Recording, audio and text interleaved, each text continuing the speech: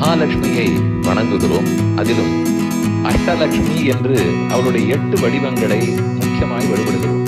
ஆதிலட்சுமி, வித்யாலட்சுமி, கஜலட்சுமி, தைரியலட்சுமி, விஜயலட்சுமி, தனலட்சுமி, தானியலட்சுமி, சந்தானலட்சுமி, இப்படியும் 8ஐ குறிப்பிட்டு சொல்லுவார்கள். எதனால் இந்தந்த லட்சுமிக்கு இந்தந்த பெயர்? ஆதிலட்சுமி, ஆதி என்றால் உலகத்துக்கே காரணம் என்று சொல்லுவார்கள். பெருமான் உலகை படைக்கிறார். பிராட்டியின் தூண்டுதலின் பேரில் அவளுடைய சந்தோஷத்துக்காக, அவளுடைய அங்கீகாரத்துக்காகத்தான் பகவானே படைக்கிறார்.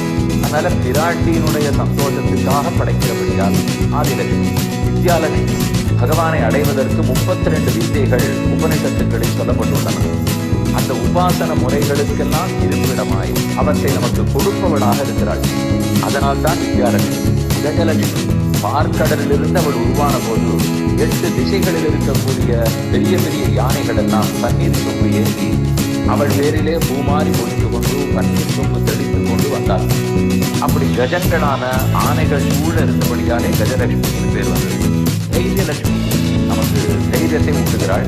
பெருமானை பற்ற போகிறோம், நமக்கே அதில் சந்தேகம் வந்துவிடும். நாம் யார்? ரொம்ப எளியவர், நம்மிடத்தில் ஒன்றுமில்லை, அவரோ எங்கோ இருக்கிறார், இது நடக்குமாறு சந்தேகப்பட்டு விட்டு விடுவோம்.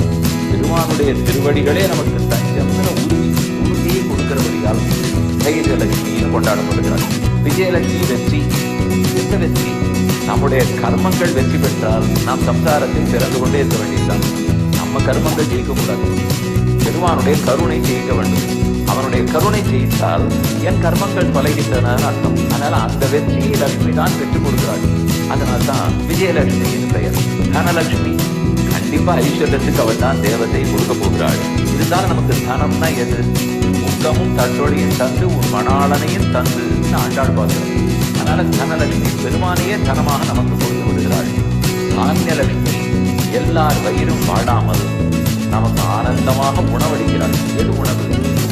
பகவானுடைய குணங்கள் தான் உணவு. அவருடைய சேட்டிடம் விளையாட்டுகள் தான் உணவு. இதையே நமக்கு தானியமாக கொடுக்கிறாள்.